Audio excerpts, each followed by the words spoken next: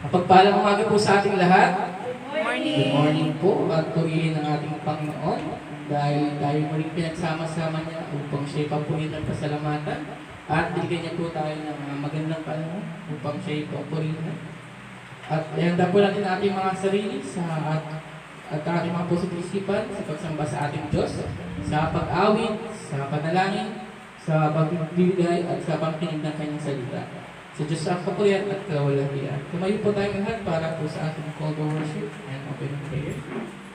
Buksan po natin ang ating mga Biblia sa awit 77 or Psalms 97.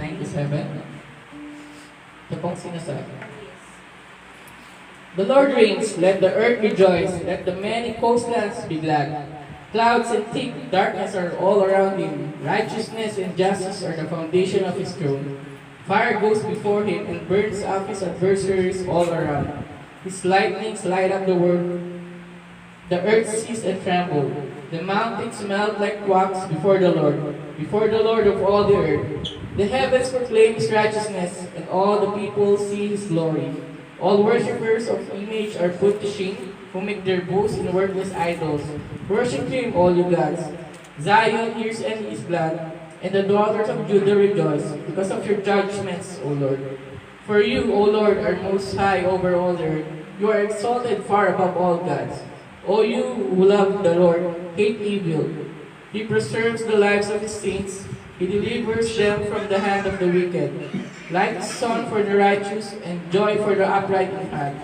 Rejoice in the Lord, O you righteous, and give thanks to his holy name. Purihin ang Panginoon, tayo pinanalangin. Our Heavenly Father, who are heaven, who reigning over all the earth. Thank you, dear Lord, for this day na kami ay muling tinipon upang papurihin ka, pasalamatan ka. Dalangin namin, Panginoon, na sa araw na ito, na tanging ikaw lamang aming papupurihin, pasasalamatan at wala nang iba pa. Tanging ikaw lamang aming iisipin at ang inyong salita lamang, Panginoon, ang at aming mapapakinggan sa araw na ito. Dalangin namin, hindi lang namin ito, Panginoon, mapakinggan, hindi magpasamuhay po namin ito at may bahagi, Panginoon, kagandahan ng salita. Dalangin namin na kayo po ang magbigay sa amin ng kalakasan, ng karunungan sa araw na ito. Muli, Panginoon, ikaw lamang ang aming papapurihan at sasalamatan. Wala nang iba. Ito ang aming dalangin sa pangalan ng Jesus. Ngayon po ay dadako na po tayo sa pagsamba sa ating Diyos, sa pag-awit, sa pangunguna po yan ng ating praise and worship team. Sabay-sabay po natin itaas ang ating pangalan ng ating Panginoong Diyos.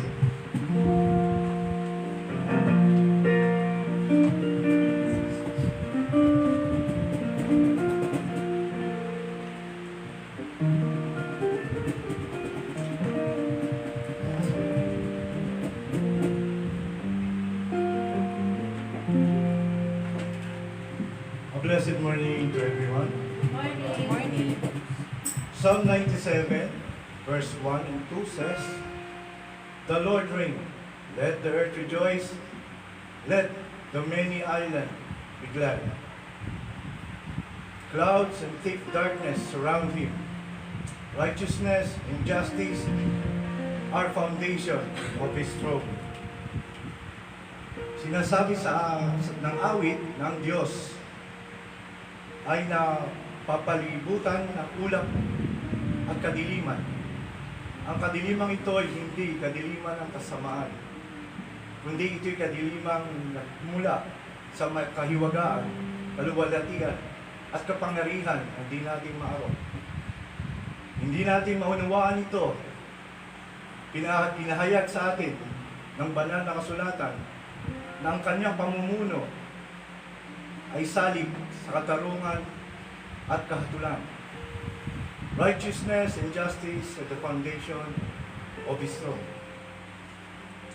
At tinatawag ang buong kalupaan na magalak sa kanya. Magalak tayo hindi lang dahil nilalang tayo ng Diyos. Pinakita niya ang kanyang katarungan at katulan nang ipadala niya kanyang bugtong na anak upang mamatay sa ating mga kasalanan at mapawalang sala sa harapan ng Diyos. Mga kapatid, mararapat lamang na bigyan natin siya ng malakas na papuri, pasasalamat at taimtim pagsamba. Tayo umawit sa ating Diyos na nagliligtas. Maraming salamat. Let's go. Let us sing. Praise our God.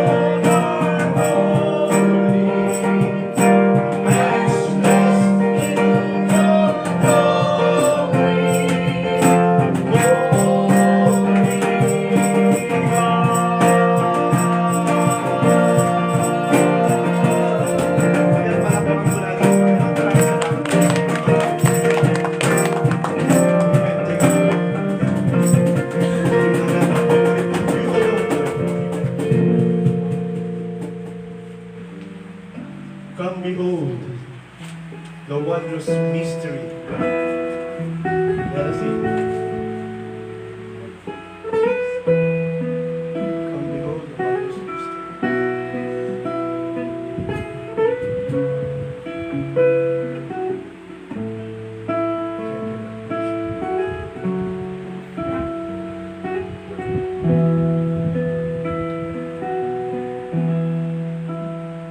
Come behold the wondrous mystery in the dawning of the King.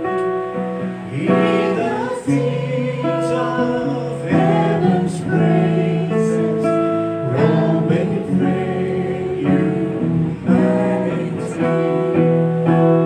In our longing, in our darkness, now the light of life has come. Look to Christ who condescended to confess to ransom us.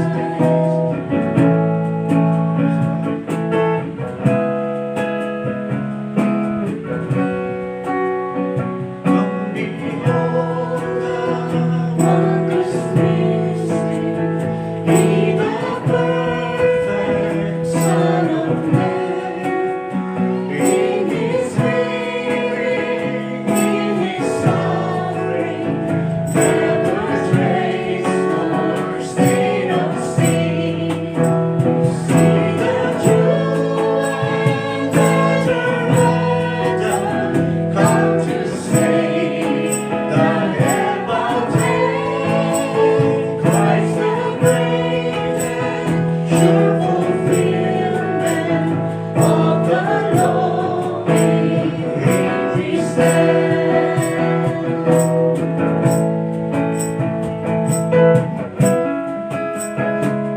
Come behold.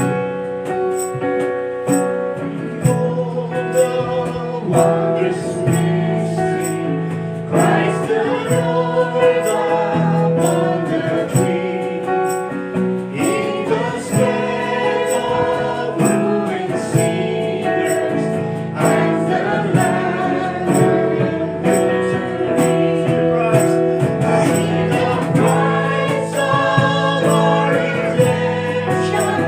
See the Father's plan unfold, bringing many sons to glory, grace unmeasured, love untold.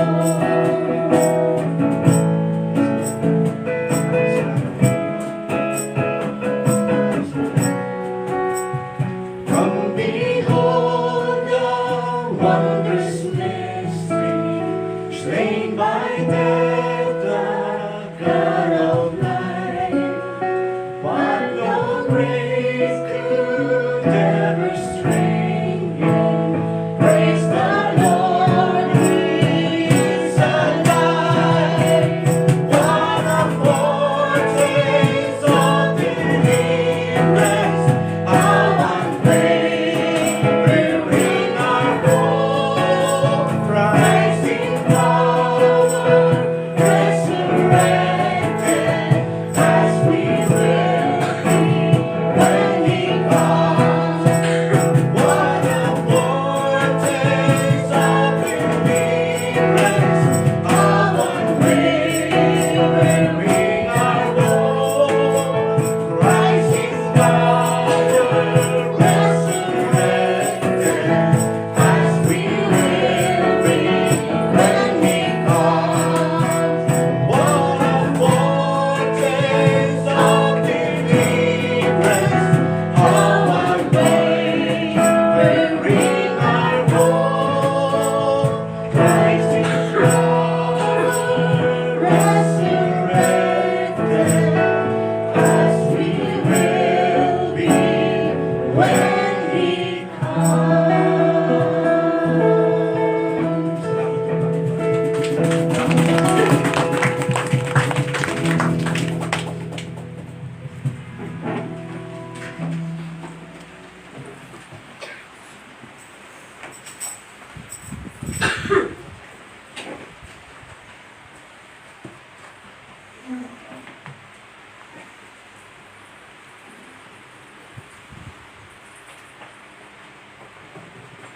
Okay, so good morning po sa inyong lahat. Good morning. Dadako naman po tayo sa ating community prayer.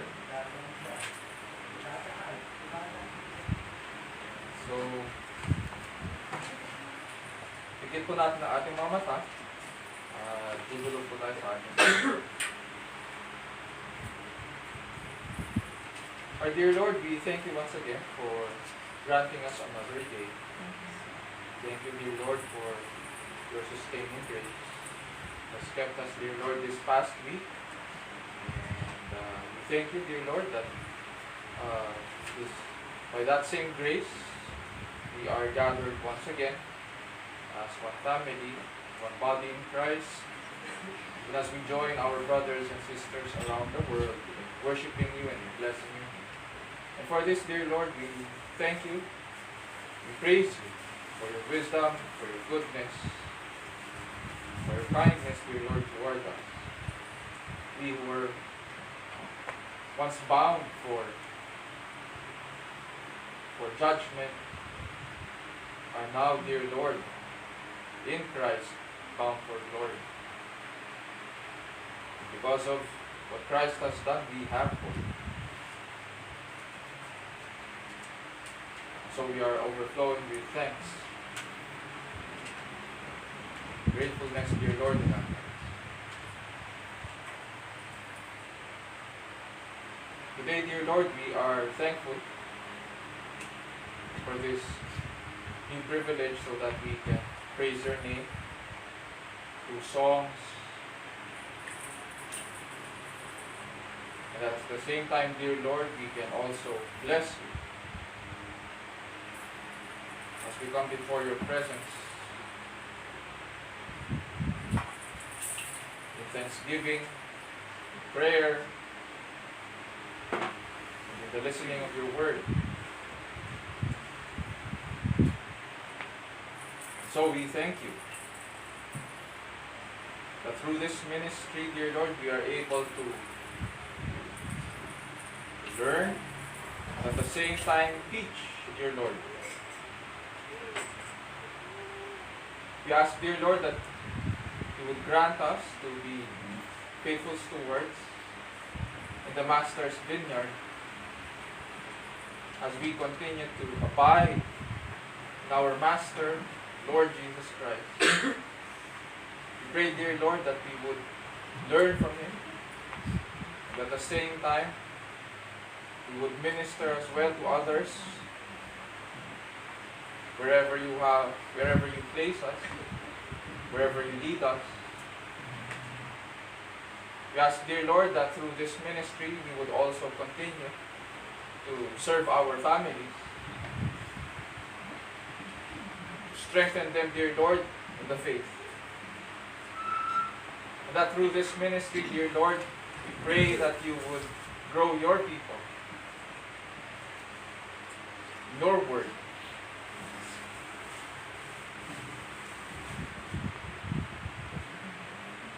We also ask, dear Lord, for wisdom, even as we prepared for our meeting after the service. You grant us patience as well as we tackle yung mga different problems facing BBM, and at the same time, the direction, dear Lord, that you would want us to take. The next few months, as we move, dear Lord, towards the end of the year. Dear Lord, we also thank you that through this ministry, we can continue to bear one another's burdens in prayer. And so we ask, dear Lord, and lift up to you those of us who are sick, may mga allergies during this time. We pray, dear Lord, that you would extend your healing hands upon us and we would be well.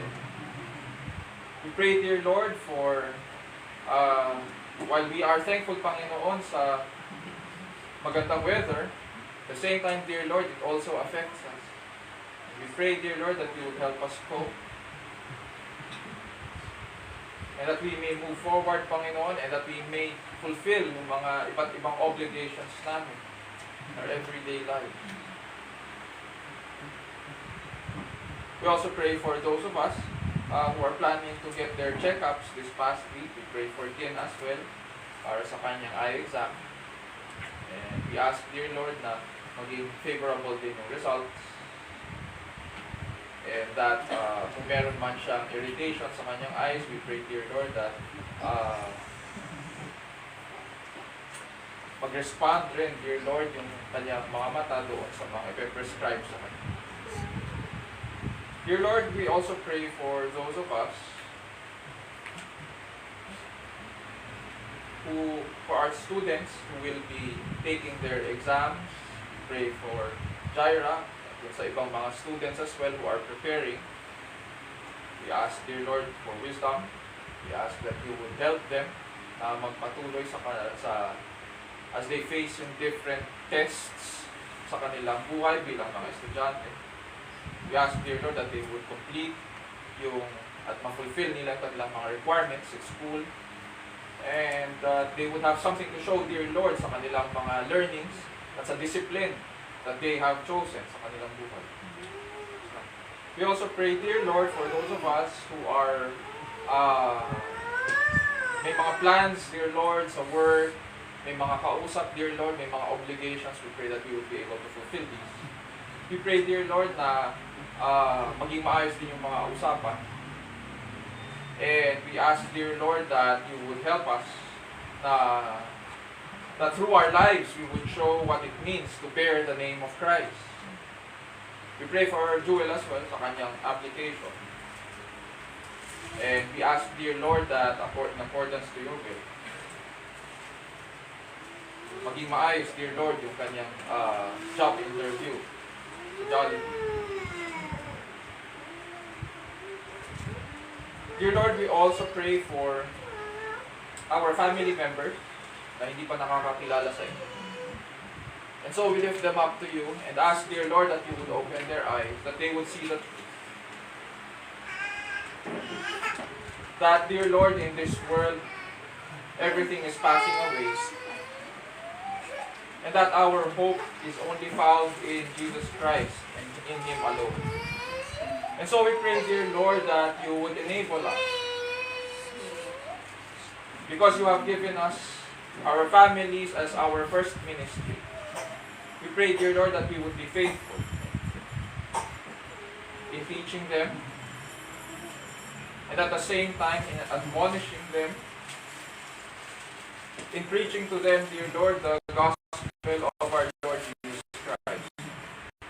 The good news of reconciliation, the good news of forgiveness, the good news of justification, the good news of our hope and glorification. And so we pray, dear Lord, that you would prepare their hearts, just as you would prepare, dear Lord, our mouths to teach them. And so we pray, dear Lord, that you would also grant us that as we plan for our ministries, may you use us, dear Lord, continue to use us in your vineyard. Just as we minister, Panginoon, sa aming mga families, may we also be able to minister to others where you lead us. And so in all these callings, Panginoon, we understand that you have not only called us to be students, or parents,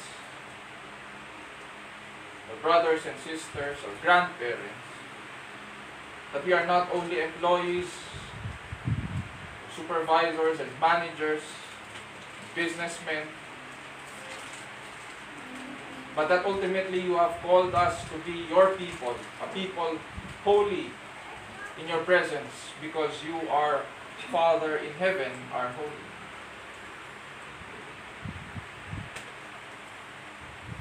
And so we pray, dear Lord, that you would continue to cleanse us with the washing of your word.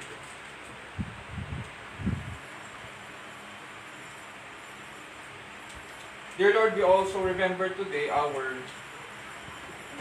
new families, and that we would continue, Panginoon, in ministering to them as a church.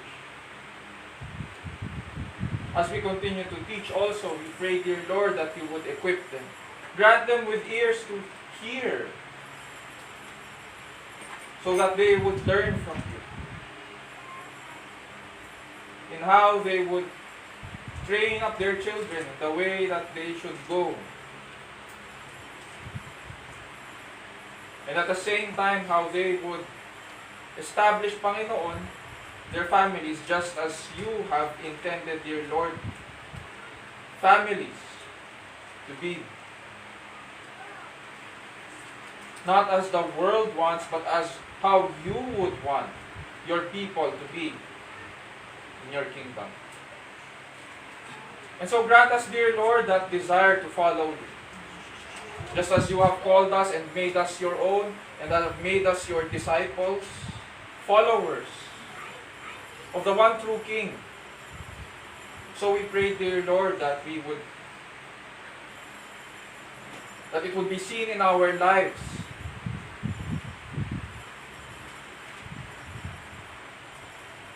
the kind of followers that you would want us to be.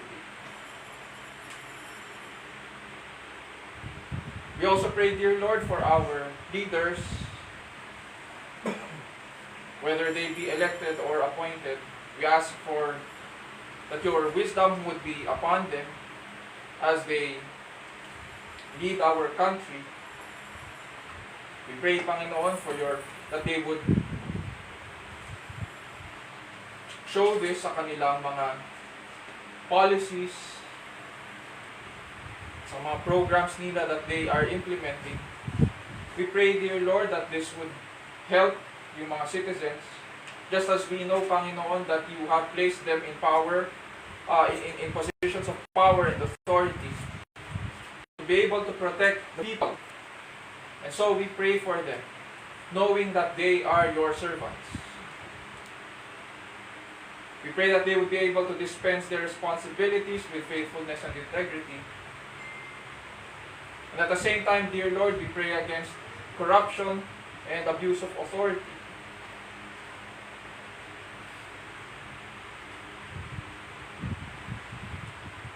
Dear Lord, we also come to you today with humble hearts, confessing our sins, and seeking the blessings that Christ has earned for us, even as we know, dear Lord, that in Christ our sins have been forgiven. And that in Christ we are justified by faith.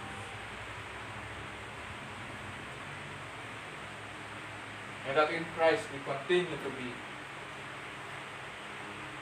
cleansed by His Word.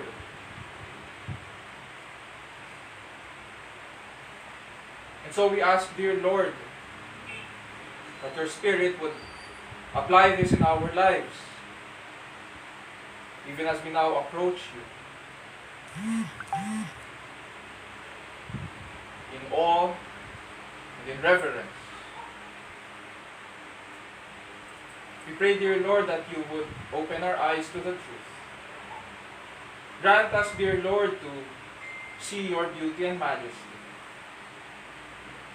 Open our ears that we would hear your call and that we would respond. And as we listen to your word, we pray, dear Lord, that you would speak to our minds, speak to our hearts.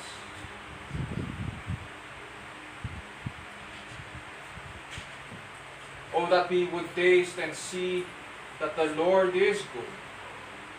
Indeed, you are. And so as you command us, dear Lord, through your word, we ask that we would obey. Change us, dear Lord, and we would be changed. And so we thank you once again, dear Lord, for this day and the privilege of worshiping.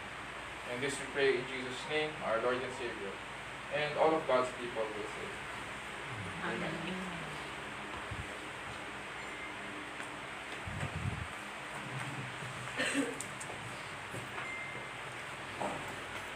Ngayon po ay dadako na po tayo sa pagbasa ng salita ng Diyos na mamumula sa aklat ni Judas or Jude.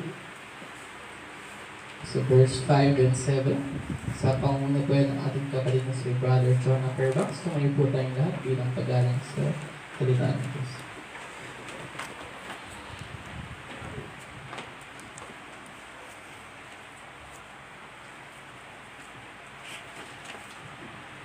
Memorial po sa ating lahat, ang ating verse ay matatagpuan sa Jude, verse 5 to 7. At ang sasabi, now I want to remind you, although you once fully knew it, that Jesus, who saved people out of the land of Egypt, afterward destroyed those who did not believe. And the angels did not stay within their own position of authority, but left their proper dwelling. He has kept in eternal change under gloomy darkness, until the judgment of the great. Last verse. This is Sodom and Gomorrah and the surrounding cities, which likewise indulge in sexual immorality and pursue a natural desire, serve as an example but undergoing a punishment of eternal life. Ito po salita ng Panginoon, purihin ng Diyos. Okay na po tayo. Muli, ang salita po ng Diyos ay katotohanan at kanyang pinasihan. Nagtuturo po ito ng katotohanan tungkol sa ating Diyos at ito rin ay nagsasaway at nagtutuwid sa bawat mananampalataya. Sinasanay po tayo nito kung paano ang matuwid na pamumuhay ayon sa kanyang kalooban at kung paano ang tamang pagsamba sa tunay at nag-iisang Diyos. Ayon po yan sa 2 Timothy 3, verse 16 to 17. Yun po ihatid po sa atin ng ating pastor, si Pastor Raymond Benser, ang salita ng Diyos mula sa ating binasa sa Jude 5 to 7. Nawang banal na Espiritu po ang siyang kumilos at tumulang sa atin sa araw ito upang makita natin yung kagandahan at kadakilaan ng kanyang salita, ang Ebanghelyo ng ating Diyos at tagapagligtas na si Jesucristo. So, good morning po sa inyong lahat. Good morning. Before we continue, reminder lang po, kung pwedeng i-silent po natin muna yung mga notifications natin sa cellphone. At mukhang aggressive yung ad device ganda ngayon. So, yung mga notifications natin, to the point na irritating siya actually pakinggan. So, yun lang po, reminder lang po para hindi tayo na-distract. Jude 5 to 7.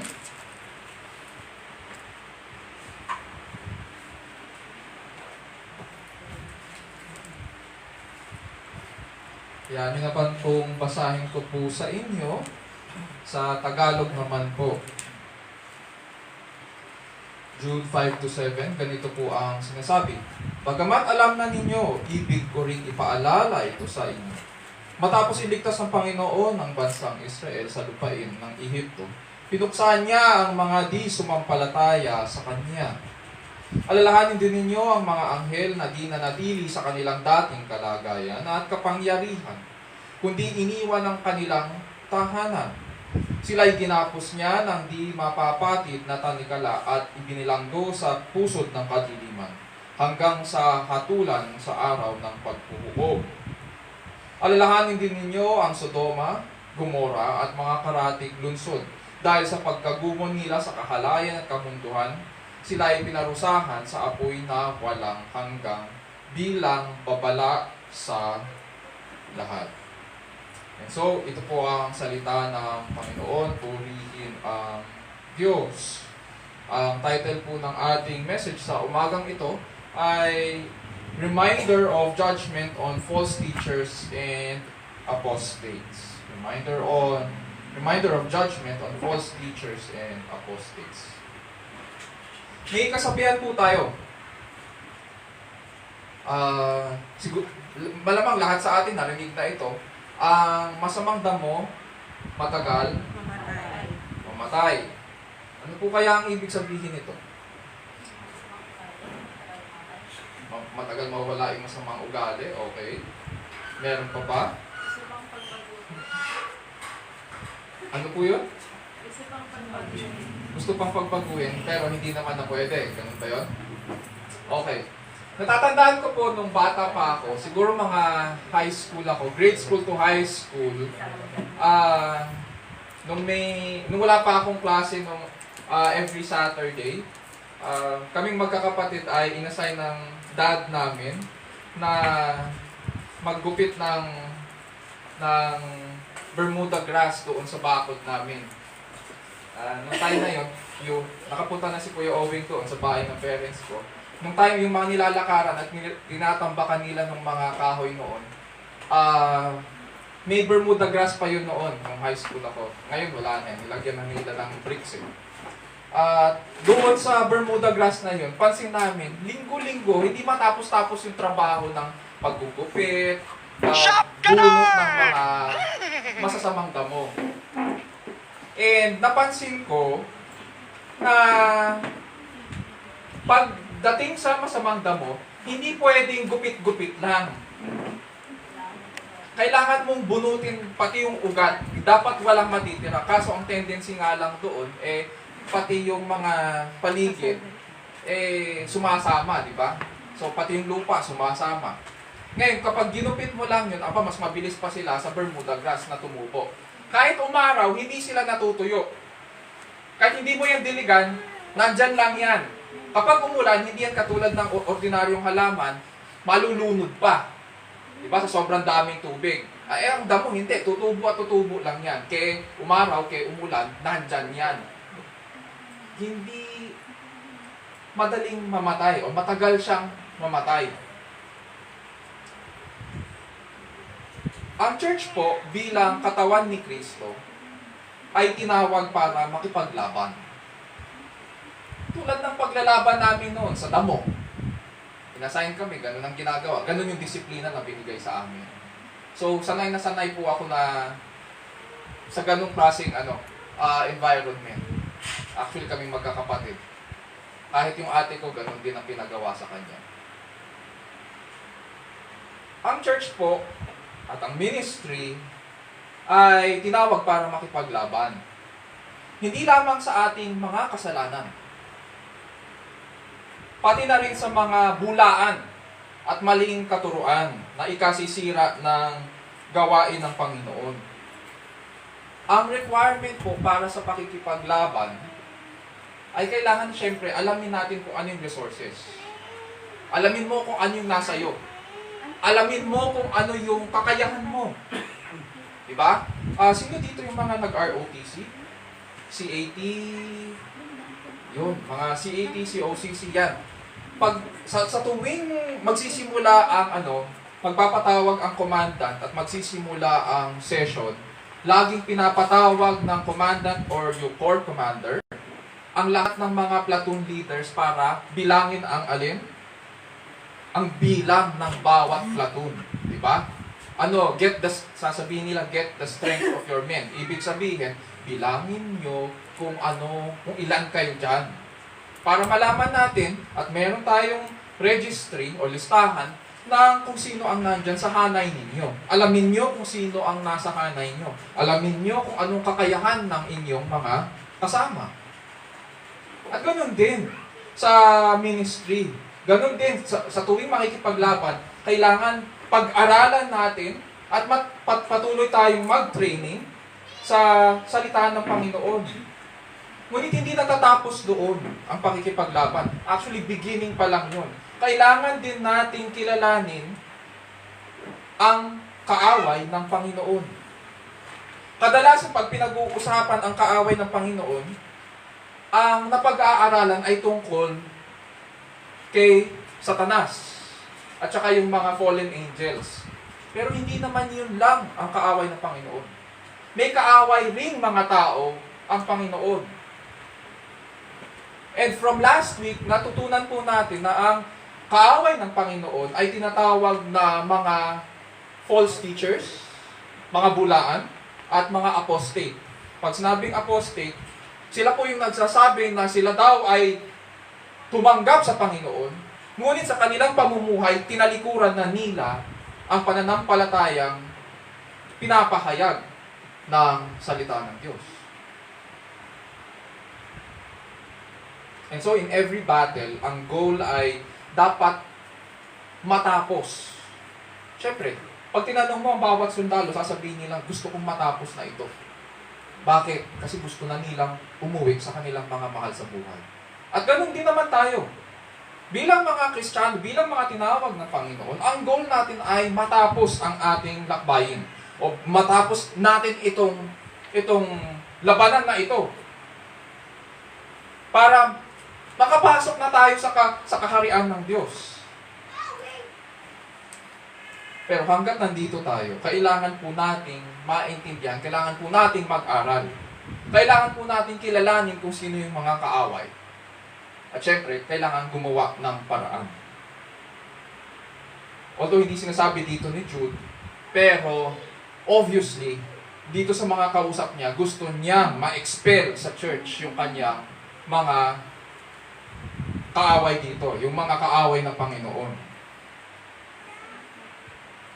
Natatandaan ko po yung mga awitin ng mga matatandang Kristiyano. Siguro yung iba sa atin, natatandaan pa ito. Yung awitin na Onward Christian Soldiers. So, ang sinasabi sa awitin yun ay, Brothers, we are treading where the saints have trod. We are not divided, all one body we, one in hope and doctrine, one in charity. So, ang sinasabi doon ay sa pakikipaglaban po, we cannot afford na lumihis sa tamang katuruan na ipinasa sa atin. Nakasalalay dito kasi sa tamang katuruan ang ating pagkakaisa, ang ating pag-ibig, at ang ating pag-asa. And so sa umagang ito, panalangin ko po na magkaroon po tayo ng appreciation sa preserving work ng ating Panginoon sa pamamagitan ng pananatili natin sa Kanya at naway pagkaloob rin ng Panginoon na bigyan tayo ng mga panibagong naisin upang patuloy tayong maging tapat sa Kanyang salita bilang tugon habang nabubuhay po tayo sa harapan ng Diyos, sa ilalim ng kapangyarihan ng Diyos at para sa kalwalhatian ng ating dakilang Diyos.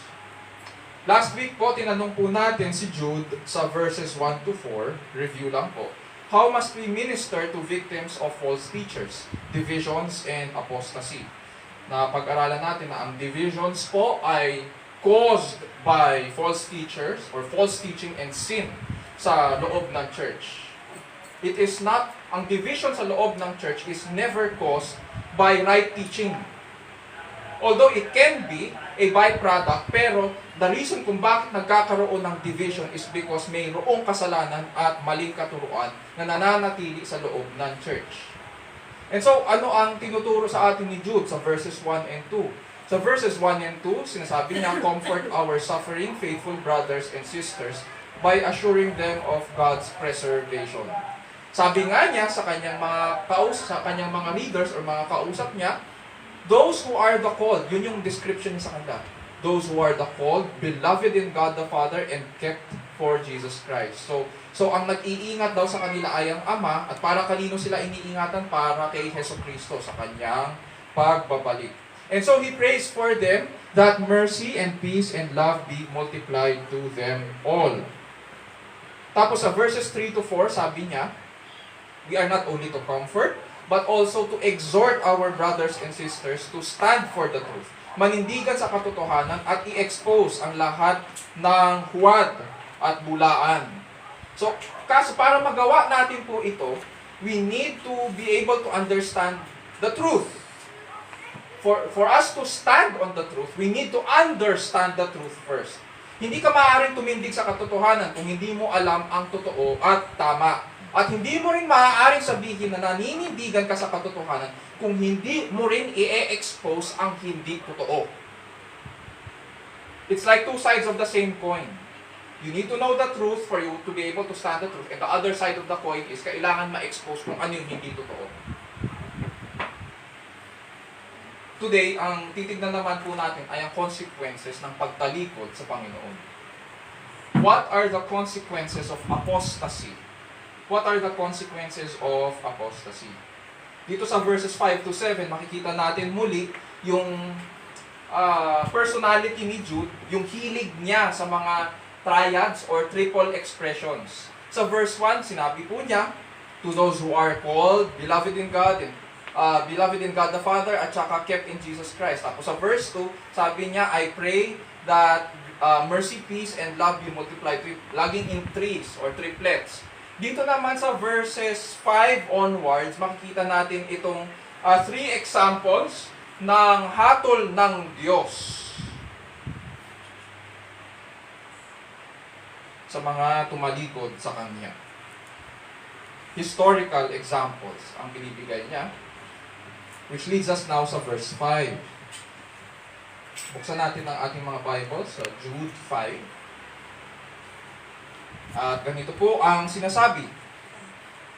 Now I desire to remind you, though you know all things once for all, that the Lord, after saving a people out of the land of Egypt, subsequently destroyed those who did not believe.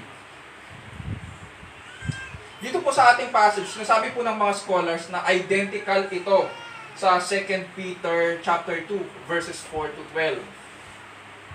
Kapag kinumpara raw ang dalawa, medyo magiging scholarly lang ang approach natin para makuha natin yung interpretation, sapagkat itong passages na verses 5 to 7, bagamat maikli, isa ito sa mga difficult or challenging passages sa pag-aaral sa Scripture. So, bear with me. Samahan niyo po ako as we look into yung pag-aaral ng mga passages na ito.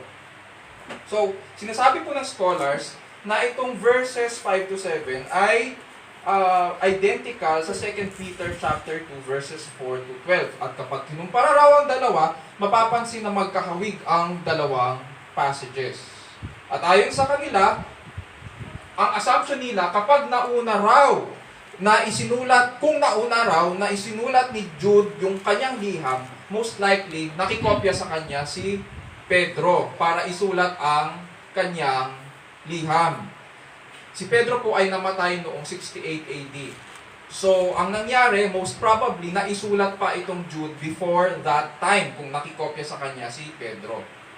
This makes the book of 2 Peter ngayon the earliest witness sa aklat ni Jude. Pero sabi po ni Jude sa verse 5, "Now I desire to remind you, though you know all things once for all." Ano kaya ibig niyang sabihin? Though you know all things once for all, or all things na alam nila. At ngayon, nais niyang ipaalala sa kanila. Ibig sabihin, may nagturo sa kanila, may nangaral sa kanila, may sumulat na sa kanila. At ang assumption dito ng mga scholars, ang unang sumulat sa kanila ay si Pedro. At ngayon, ang kumukopya ngayon ay si Jude. And so, he tells them that they are fully informed na. You have fully received instruction. At pinapaalalahanan ko na lang kayo. Sapagkat natutunan nyo na to before. And so, tama lang na ganun ang wordings ni Jude na pinapaalala niya sa kanila, especially now as the church faces problems of false teaching and apostasy. Napag-aralan po natin sa kasaysayan ng kaligtasan na tinawag ng Diyos ang mga Israelita mula sa Ehipto upang maging kanyang bayan. Diba? Yun yung sabi niya, sabi ng Panginoon kay Moises, sabihin mo kay Faraon, "Let my people go." Dahil gusto ko silang gawing aking bayan. Gusto ko silang sumamba para sa akin. At tumupad ang Panginoon sa kanyang pangako at tipan na iligtas sila. Punta po tayo sa Deuteronomy 1:30 to 35 at tignan lang po natin kung ano nangyari 40 years pagkatapos nila makalaya sa kamay ni Faraon. Deuteronomy 1:30 to 35. Ano po kaya ang nangyari sa kanila? At ganito po ang sinasabi. Nangyari po ito 40 years makalipas na makaalis sila sa Ehipto. Sa Old Testament po, Genesis, Exodus, Leviticus, Numbers, and Deuteronomy.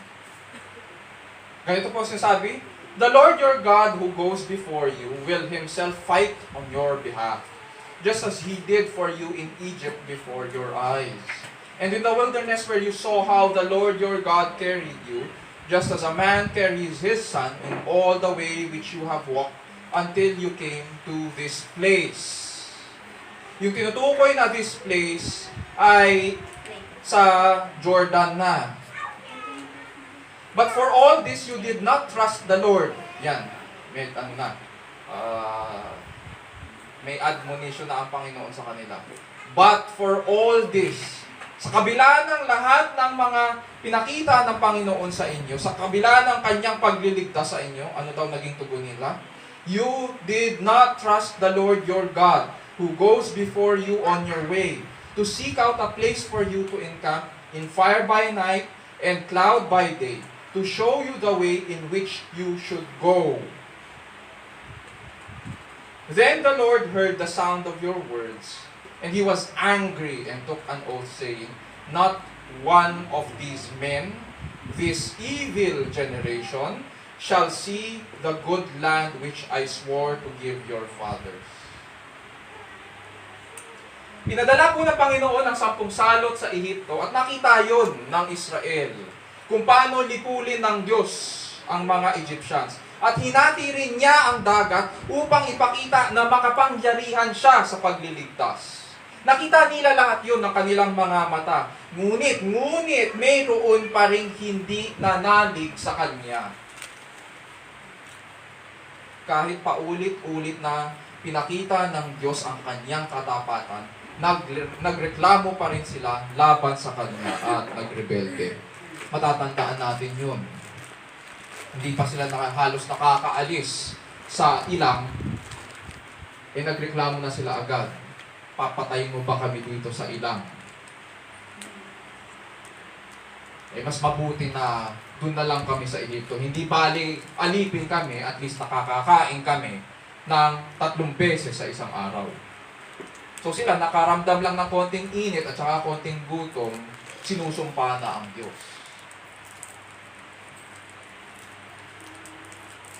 Dito sa ating passage, ang tawag sa kanila ni Jude ay to those who did not believe. May connotation ang mga salitang ito na parang ganito. Those who continually refuse to believe. Ganun siya. Kahit na nakita mo na ang kabutihan ng Panginoon, kahit nakita mo na ang kanyang kapangyarihan, ayaw mo pa rin maniwala. Wala pa rin sa'yo. Walang kwenta yun. And so, ang turing sa kanila dito sa ating passage ay unbelievers. Those who did not believe. They continued in their rejection of God. And so, anong ginawa sa kanila ng Panginoon? Anong kanilang kinahinatnan? Hinatulan sila ng Diyos, isang buong generation. Lahat ng mga nagmula sa Ehipto, kaya tumagal sila ng 40 years sa ilang, kasi sabi ng Diyos, hindi maaaring pumasok ang isang saling lahi na nagmula sa ito sapagkat ayaw nilang maniwala. Kaya nagpaikot-ikot sila. Hinatulan sila ng Diyos.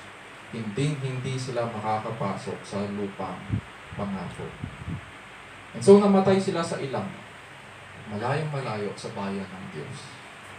Ano kaya ang punto ni Jude dito sa kanyang passage sa verse 5? Noong unang panahon, may mga kinukwento ni Jude. Babalikan lang natin yung pinag-aralan natin last week. May mga nakasalingit daw sa mga churches na mga false teachers. At ayon kay Jude, ginagamit daw nila ang kagandahang loob ng Diyos para magpalaganap sa ibang Tagalog translations, para magpalaganap ng kahalayan. Sa ibang Tagalog translations, ang ginamit para magpalaganap ng kalibugan.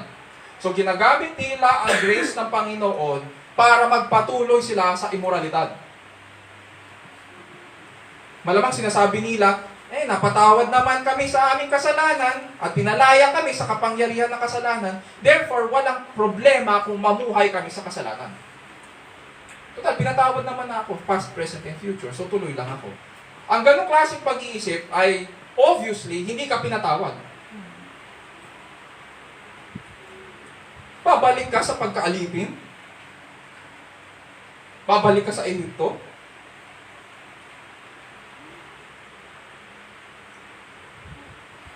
And so, sinasabi nila, naniniwala naman kami sa biyaya ng Panginoon. Di ba sabi ko nga sa'yo, pinatawad kami. Naniniwala kami sa ginawa ni Kristo. At dahil naniniwala naman sila, mayroong iilan na naakit na sumama doon sa mga bulaan. Etong mga naakit na sumama sa bulaan, naging tagapagpahayag din nila. Sila yung mga apostates na tumalikod sa pananampalataya. At notice ngayon in verse 5, sabi ni Jude, the Lord, after saving a people out of the land of Egypt, subsequently destroyed those who did not believe. Sinabi po ba ni Jude na after they believed in His grace, they were saved from out of the land of Egypt? Hindi, di ba? Anong sabi ni Jude? The Lord, after saving a people out of the land of Egypt, ang nagliligtas ay ang Panginoon. Ang nagliligtas po ang Panginoon.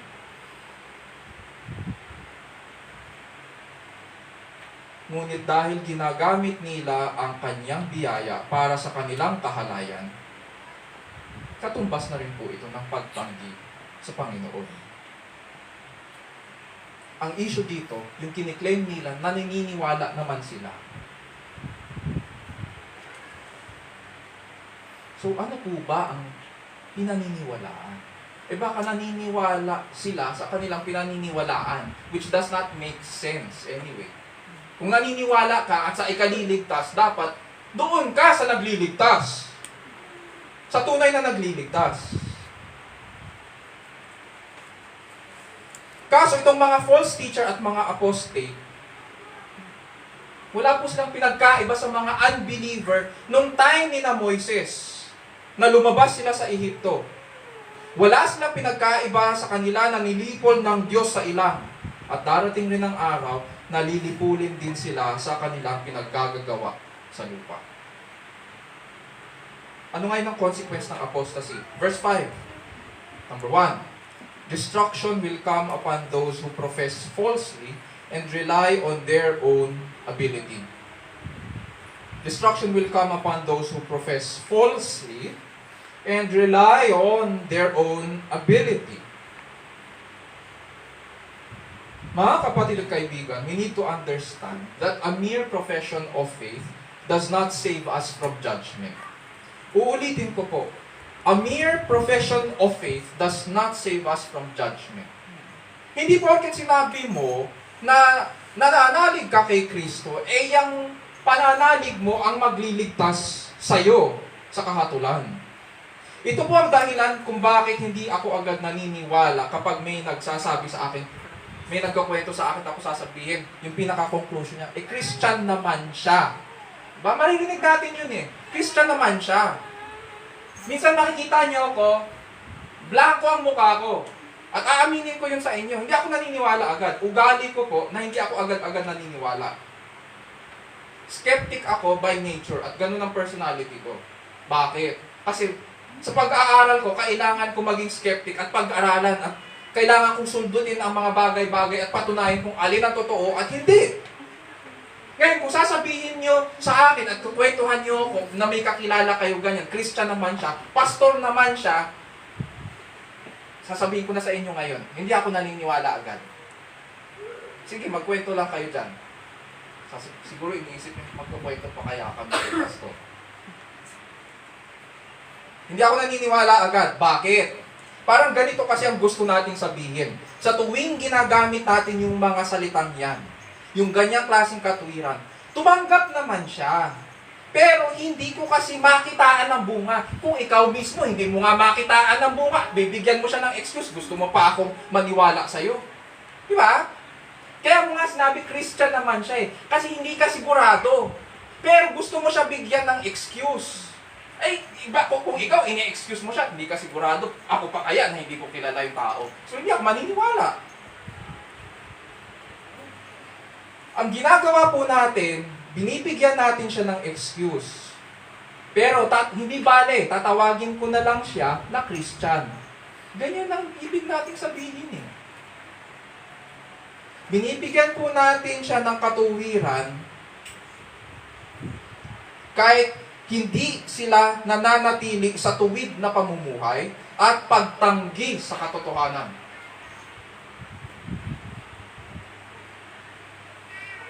Let black be black and let white be white.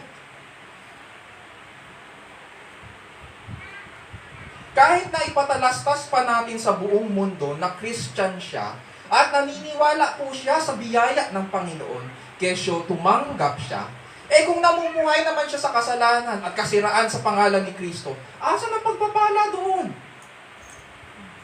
Wala. Wala pagpapala doon. Kung sinasabi natin na kay Kristo siya, bakit hindi siya nalulumbay sa kanyang kasalanan? Kung tayo nga nalulumbay tayo sa kasalanan, bakit pa kailangan siyang bigyan ng excuse?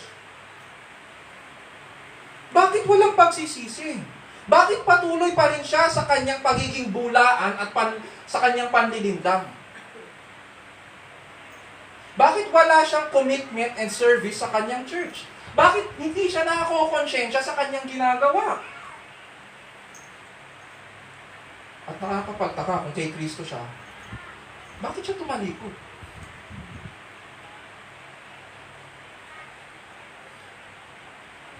Hindi po sapat ang profession of faith. Sabi nga po ni John Calvin sa kanyang Antidote to the Council of Trent noong 1547. It is therefore faith alone which justifies. Tama naman. Pag nagsasalita dito si Kuya Dan at ang pinag-uusapan ay ukol sa pagpapawalang sala sa pamamagitan ng pananampalataya kay Kristo lamang. Tama naman, it is faith alone which justifies. And yet, the faith which justifies, sabi ni Calvin, is not alone. Yes, it is faith alone which justifies, but that faith which justifies is not alone. Just as it is the heat alone of the sun which warms the earth, and yet in the sun it is not alone because it is constantly conjoined with light. Ang punto po dito ni John Calvin ay, totoong pinawalang sala tayo sa pamamagitan ng pananampalataya lamang. Pero itong pananampalatayang ito ay laging namumunga. Namumunga ito sa matuwid na pamumuhay. Ngayon, kung totoo yung pananampalatayang yan, at sinasabi mo na nanalig ka kay Kristo, ipakita mo ang iyong pananampalataya sa pamamagitan ng gawa. Ang tamang pananampalataya ay hindi mapipigilang sumunod kay Kristo. Ang totoong pananampalataya, ang totoong pananalig kay Kristo, ay sumusunod kay Kristo. Maliwanag yun. Lagi itong may mabuting gawa alinsunod sa pagbabago sa Kanya ni Kristo. Yun ang totoong pananampalataya. Uulitin ko po. A mere profession of faith does not save us from judgment. Ang tunay na pinatawad ay mamumuhay bilang pinatawad. Ang tunay na pinawalang sala ay mamumuhay ng matuwid. Punta tayo sa verse 6. Pagkatapos niya ipaalala ang ukol sa pagliligtas at paghatol sa Israel, binanggit naman po ni Jude sa verse 6 ang tungkol sa hatol ng Diyos sa mga anghel. Sabi po niya dyan, and angels who did not keep their own domain, but abandoned their proper abode, He has kept in eternal bonds under darkness for the judgment of the great day. Katulad ng sabi ko po kanina, ang passage natin pinag-aaralan ay difficult passage. And may mga scholars na nagsasabi na ang reference daw dito ni Jude sa verse 6 ay interpretation po ng Genesis chapter 6, verses 1 to 44. Matatandaan po natin na kinakwento bago nung panahon ni Noah na bumaba daw ang mga anghel. Na ang term na ginamit sa Genesis ay the sons of God. At nakipag-asawa raw sa mga anak ng tao.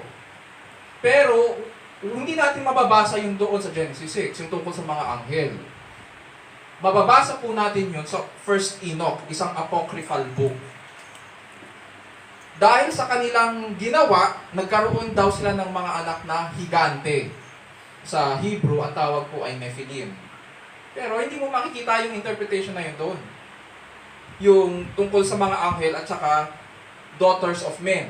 Mamaya pwede natin pag-usapan yun sa ating Q&A kung hindi klaro. So, ang nangyari daw, nagbasa ako ng Apocrypha ng First Enoch kagabi.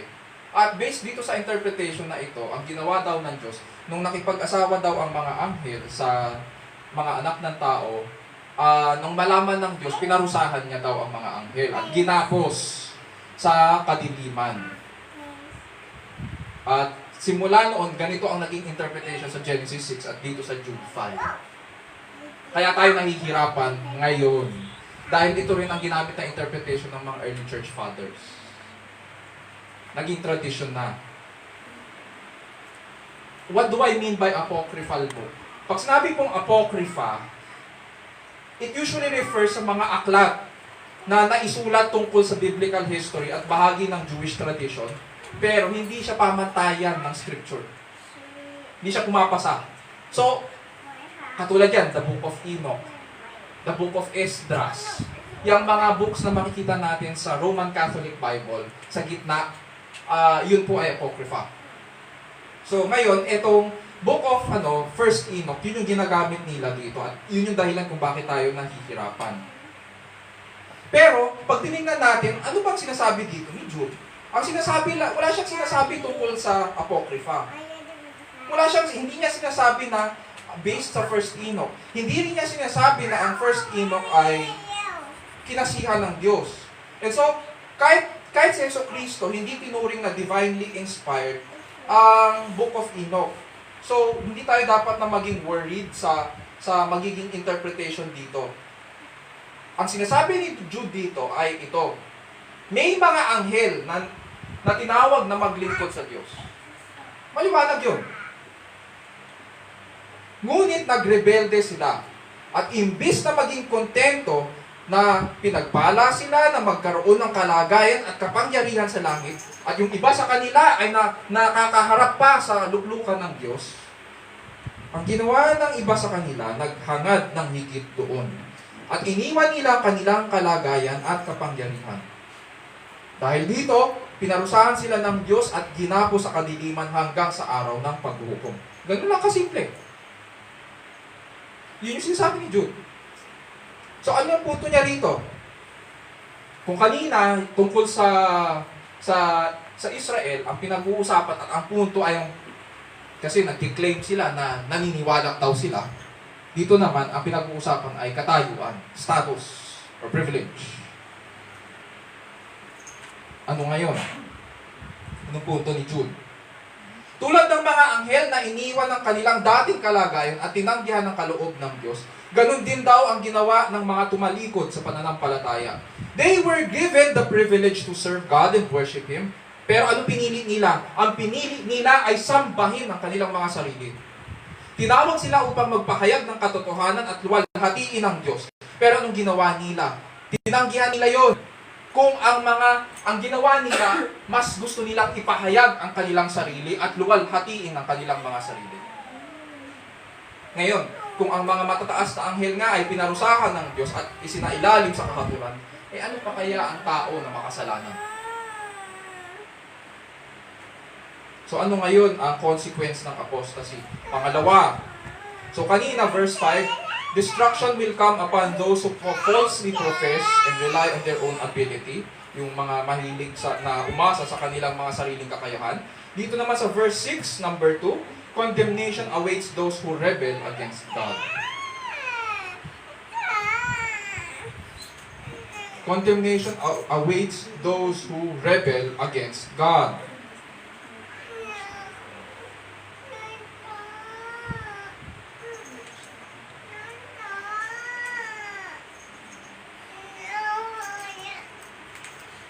Naiinitan siya.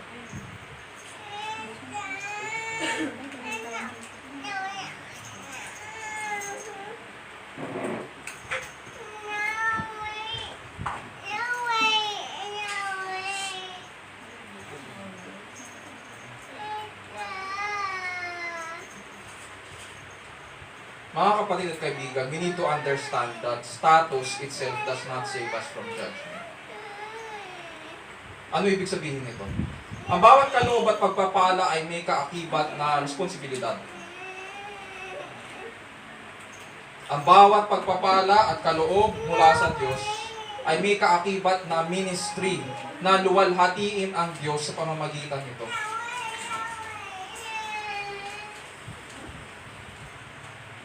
Tulad ng lalangin ng Diyos si Adan at binigyan siya ng halamanan, matatandaan natin sa Genesis, pinagpala ng Diyos si Adan at binigyan siya ng halamanan at doon siya magsisimula sa kanyang gawain.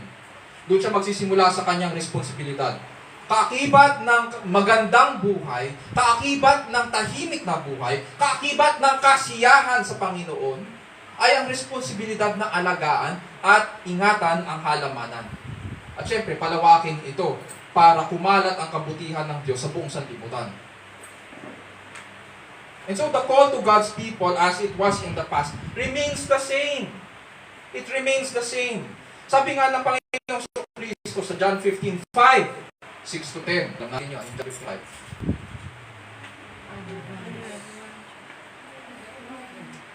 I am the vine, you are the branches. He who abides in me and I in him, he bears much fruit. Because, apart from me, you can do nothing. Verse 6, if anyone does not abide in me, he is thrown away as a branch.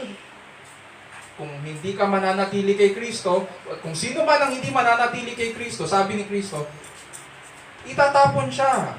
He is thrown away as a branch and dries up. And they gather them, at ano daw mangyayari? Cast them into the fire, and they are burned. Verse 10, talon tayo. How do you remain in Christ? Sabi niya, if you keep my commandments, you will abide in my love, just as I have kept my Father's commandments and abide in His love. At ganito natin makikilala ang apostate ngayon. Isang tumalikod. Pinapahayag nila sa church na sila ay kay Kristo at kiniklaim nila, tumanggap sila ng pagpapala ng kaligtasan mula kay Kristo. Ito ang nakikita natin. Magaling sila magsalita. At pag tumatayo sila, kagalang-galang.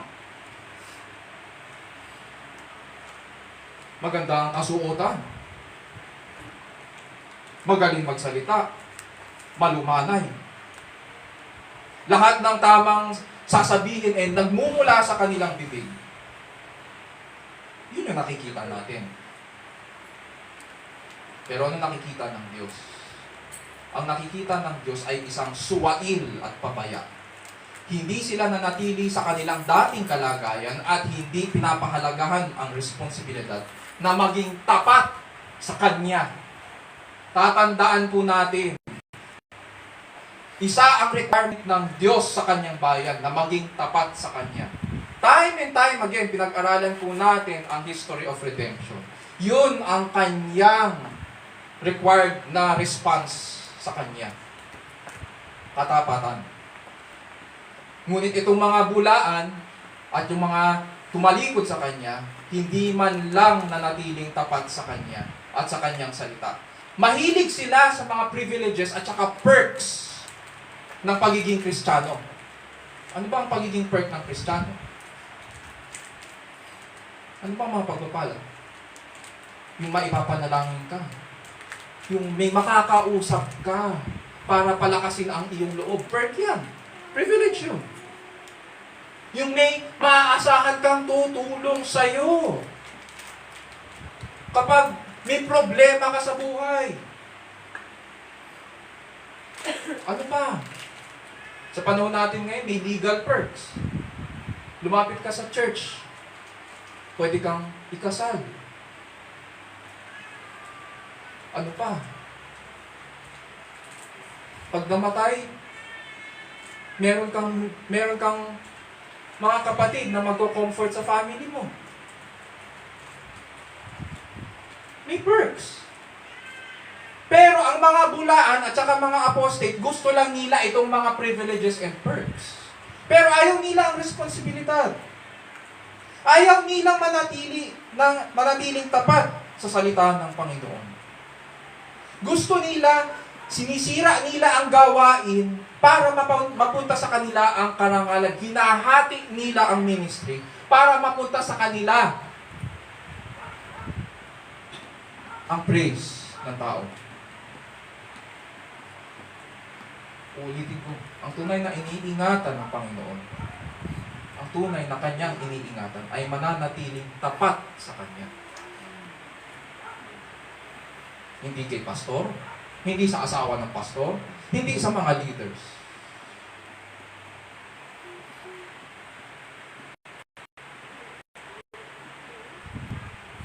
Ang tunay na iniingatan ng Panginoon ay mananatiling tapat sa kanyang salita. Verse 7, pagkatapos niya ipaalala ang ukol sa mga anghel, binanggit naman ni Jude ang tungkol sa hatol ng Diyos sa mga mamamayan ng Sodom at Gomorrah. Ganito po ang sinasabi sa verse 7, just as Sodom and Gomorrah and the cities around them, since they in the same way as these indulged in gross immorality and went after strange flesh, are exhibited as an example in undergoing the punishment of eternal fire. Matatandaan po natin ang kwento ng Sodom at Gomorrah, na ang Sodom ay pinili na lupain ni Lot. Dahil hindi nagkakasundo yung tauhan ni Abraham at ni Lot, ang nangyari, pinapili ni Abraham si Lot kung saan niya gustong pumunta, kung saan niya gustong manatili. At si Lot, pinili niya yung mga lupain na nasa Sodom at Gomorrah. At eventually, nung bumisita ang Panginoon kasama niya dalawang anghel, sinabi niya kay Abraham, di ba? Sasabihin ko baga ang aking panukala ukol sa Sodom at Gomorrah sa aking kaibigan na si Abraham. And so sinabi nga niya, doon nga nagkaroon sila ng mga pag-uusap kung meron bang 20, kung meron bang 10 tao na tapat sa iyo. So, lilipulin mo pa ba ang Sodom at Gomorrah? So nagkaroon sila ng ganung pag-uusap. Eventually, bumisita ang dalawang anghel doon sa Sodom at Gomorrah. Nang bumisita sila doon, nakita sila ng mga kalalakinan doon. At nang makita sila ng mga kalalakinan doon, sinabihan nila si Lot, ilabas mo yung mga bisita mo, sapagkat gusto naming makipagtalik sa kanila. Yun yung gustong gawin ng mga kalalakinan. At hindi isa o dalawang kalalakinan lang yun. Ang description doon sa Genesis, yung dami ng tao na kumatok sa pintuan ni Lot, halos buong bayan. Lahat ng kalalakinan doon sa bayan, nakita kasi, siguro, hindi naman sinabi doon kung opa ba yung yung itsura ng mga anghel, hindi naman sinabi. Pero, kinatok nila yung bahay at pinipilit nilang ilabas ni Lot yung dalawang lalaki. At sinabi nila, gusto naming makipagtalik dyan. We want to have relations with your visitors. At ang sabi ni Lot, huwag na doon. Ito ang aking dalawang anak na babae. Tingnan mo kung gaano rin kabaluktot yung isip. Diba? Ipaparate niya yung kanyang dalawang anak na babae para lang doon sa dalawang lalaki. Baluktot din si Lot eh. Pero ang punto dito, yun yung sinasabi dito ni Jude. Yun yung background dito. Ngayon, ano yung punto ni Jude dito? Ang punto dito, pag malala ka na sa pagtalikod sa Panginoon, sinisira na ang natural order ng mga bagay-bagay. Sinisira na, kinokorrupt na yung kaloob ng Diyos. Saan yung paninira doon? Mapapansin natin yun sa panahon natin ngayon. Sinasabi dito ni Jude, ano daw ang nangyari? These indulged in gross immorality and went after strange flesh. Sabi ng ibang scholars, yung strange flesh daw, kasi humiling sila na makipagtalik sa mga anghel. Hindi naman nila alam na anghel yun eh. Ang punto dito ni Jude, ganito. Yung gross immorality na tinutukoy dito, number 1. Sa original language, pag tinignan natin, itong salitang gross immorality dito, it is sex outside of marriage. Whether single or married. Yun yung kinakwento ko last week, di ba? Ay, si pastor, may bagong babe. Yung babe niya, may iba ring babe. At ang pangalan ng kanyang babe ay si Grace or si Mercy. Kaya pala yun yung hilig niyang ituro sa church. Depende kung sinong kasama niya, si Grace o si Mercy. Yan. Ang sexual immorality sa Bible ay, sa panahon natin ngayon, ang tawag dyan ay premarital sex. Or, pwede ring adultery. Or, pwede ring concubinage. Sa batas ha, sa batas. Depende. Pero sa Bible, iisa lang ang tawag dyan. Sa oras na ganyan ang ginagawa mo outside of marriage, whether single ka or married ka, sexual immorality yan. Number 2, may ginamit siyang salita dito na strange flesh. Ano yung strange flesh? Ang strange flesh dito ay hindi tumutukoy sa pakikipag-sex sa angels. Ang strange flesh ay tumutukoy dito sa pag-corrupt mo sa natural order ng mga bagay. Ano ba yung kaloob ng Diyos sa mag-asawa? Ang sex po ay kaloob ng Diyos sa mag-asawa lang. Pero tinuturo sa atin ng mundong ito, my body, my rules. My body, my choice. So kung kanino ko gusto makipag-sex, kahit aso pa yan, wala kayong pakialam sa akin. Kahit kabayo pa yan, wala akong pakialam. Strange flesh. Ganun ang tinuturo. So, kinokorrupt yung isipan mo. Unang-una, your body is not your own. Diyos ang nagbigay niyan sa'yo. And so, susunod ka sa kanyang kaloob. Kaloob niya yan sa'yo. At yung buong order dito, kaloob niya kahit ang sex.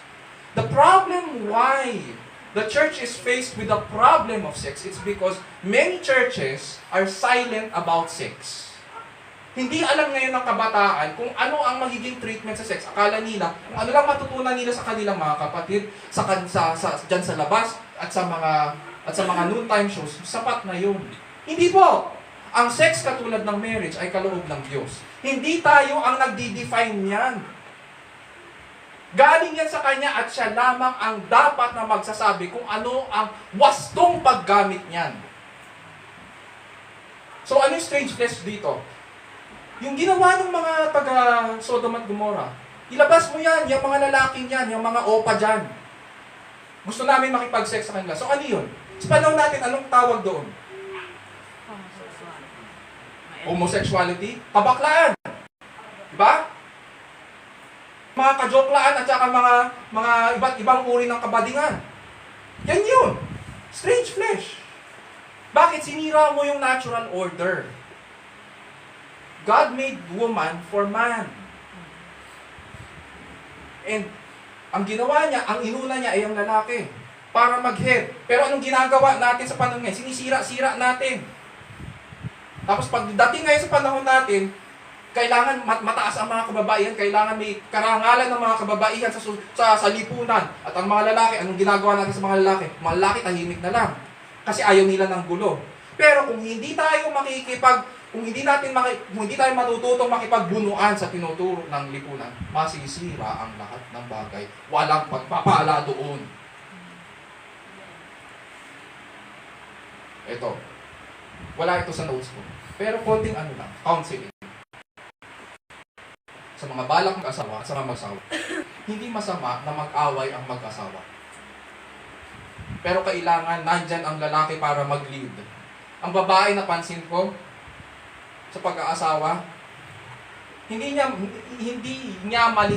malilid at hindi matatapos ang pag-aaway. Ang babae, bigyan mo yan ng konting problema, palalaking niya yan. Ganun yun. Sabihin ng mga lalaki sa akin na hindi. Sabihin ng mga babae sa akin na hindi. Totoo yan. Nasa nature kasi ng babae na palakihin ng mga bagay, palaguin. So bigyan mo ng gandang bagay, palalaguin nila yung magandang bagay. Pero sa oras na bigyan mo yan ng konting sakit ng ulo, sa oras na bigyan mo yan ng konting problema, palalakihin niya rin yung problema. At pag sa oras na ang lalaki ay pinabayaan niyang bagay na yan, lalaki at lalaki yan.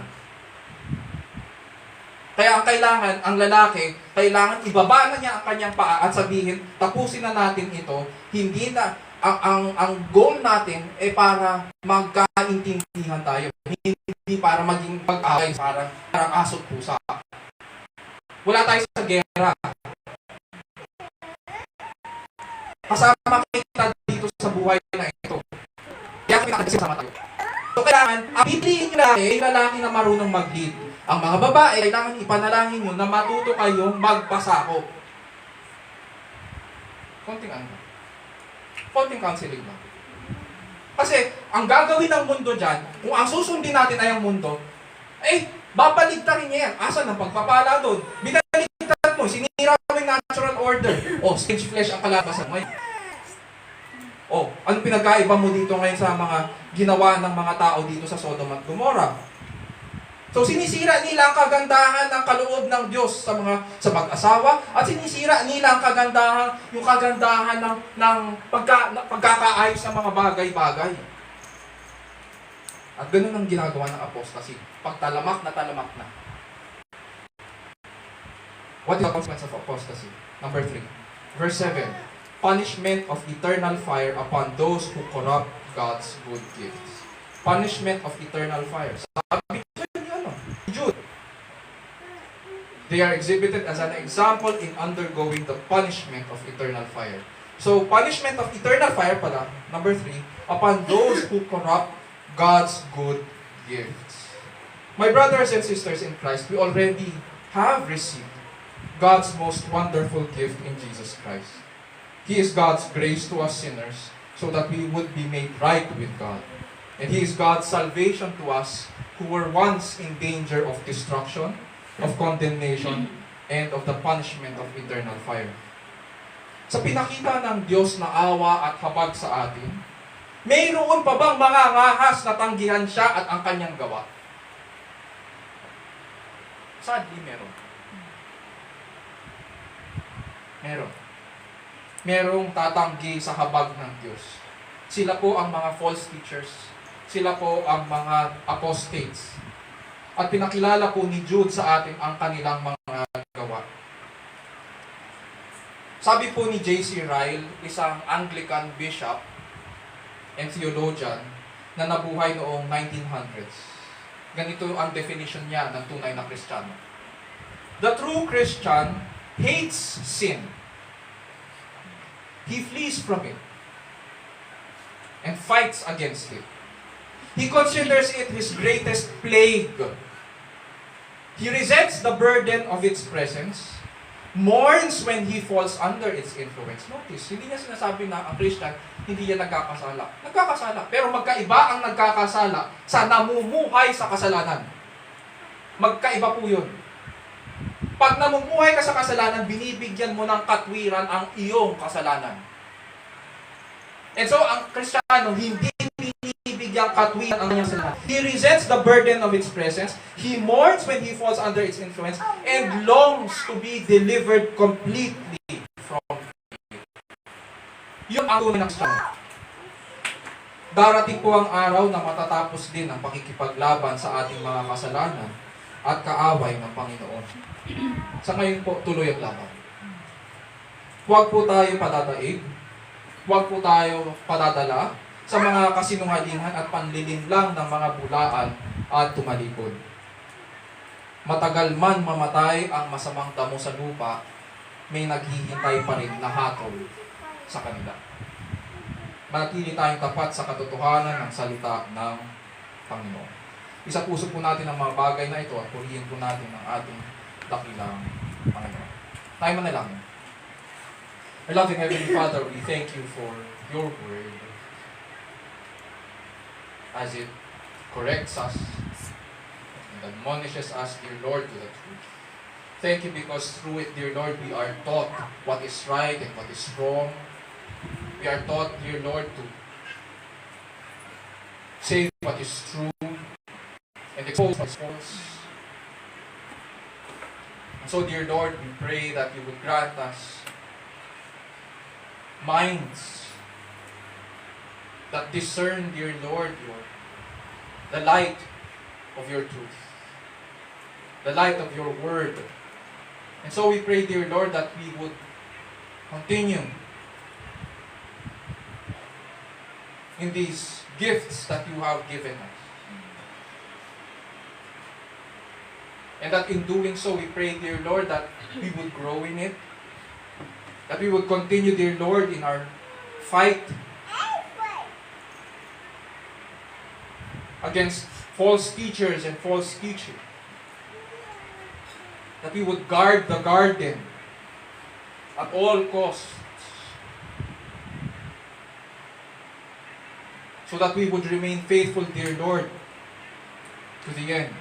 And so we thank you, dear Lord, for this privilege that we can care for the ministry that you have entrusted to us, and at the same time we can care for one another also. We can unite in the truth, in love, and in hope, through and by your word. And so we pray, dear Lord, that you would grant us that desire to learn more from you. We ask, dear Lord, for the remainder of the day that you would continue to strengthen us and be with us as well. We thank you for speaking to us today. And this we pray in Jesus' name, our only Savior and Lord. Amen.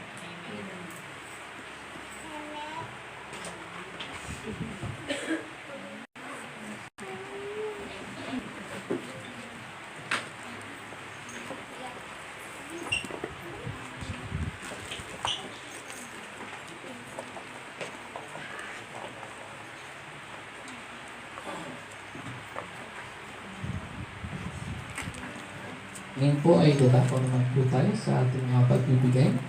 Basahin po natin ang ating mga Biblia sa 2 Corinthians chapter 8, verse 1 to 9. At ito pong sinasabi, we want you to know, brothers, about the grace of God that has been given among the churches of Macedonia.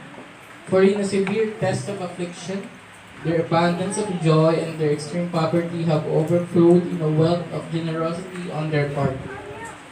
For they gave according to their needs, as I can testify, and beyond their means of their own accord, begging us earnestly for the favor of taking part in the relief of the saints. And this, not as we expected, but they gave this first Lord, and then by the will of God to us. Accordingly, we urge Titus that as he had started, so he should complete among you this act of grace. But as you excel in everything, in faith, in speech, in knowledge, in all earnestness, and in our love for you, see that you excel in this act of grace also. I say this not as a command, but to prove by the earnestness of others that your love is also genuine. For you know the grace of the Lord, of our Lord Jesus Christ, that though he was rich, yet for your sake he became poor, so that by his poverty might become rich.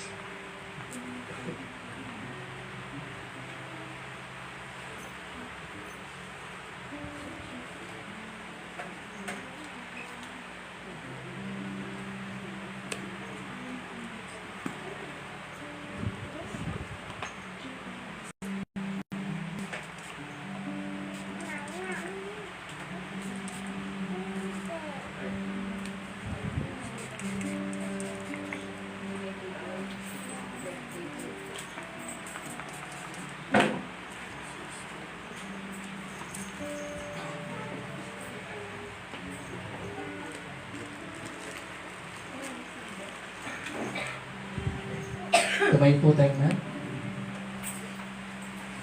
Mawit po tayo ng papuri sa ating Panginoon.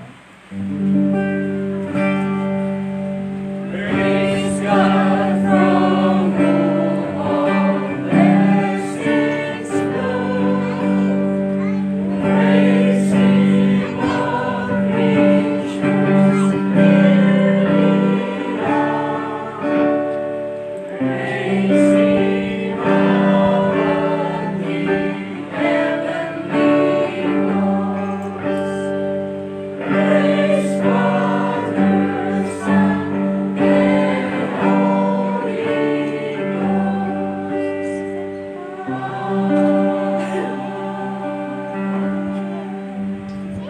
Typing na. Our Heavenly Father who art in heaven, praise you and thank you, Lord, for this day. Salamat sa inyong salita ng aming napakinggan. Dalangin namin, Panginoon, na hindi lang namin ito napakinggan, kundi ito yung mati sa pamuhay po namin at magbunga, Panginoon. At may bagong gandahang loob ng aming Panginoon sa Kristo sa kanyang pagliligtas.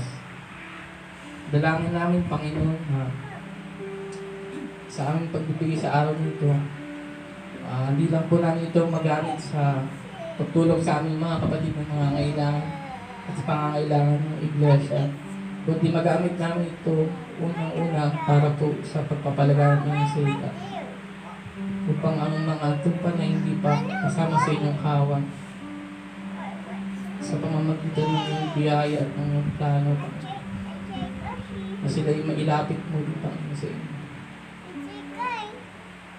upang makasama namin sila sa pagpupuli at pagpapasalamat sa inyo. Namin sa araw nito na kayo po ang maningin po sa amin, sa aming pag-uwi. Dalangin din namin, Panginoon, na patuloy niyo kung inihatag ng gabayan, Panginoon. At kayo magbigay sa amin ang pangailangan sa araw-araw. Alam po namin na sapat na ang iyong biyaya, Panginoon. At ito'y aming lubos na kinagagalak, Panginoon. Ang inyong pag-ibig sa amin, ang inyong biyaya at inyong pagmamahal. Purihin ka, Panginoon. Ito pang aming dalangin sa kami sa pangalan ng Jesus, na aming Diyos at tagapagligtas. Amen. Manatili po tayong nakatayo para po sa ating closing and benediction.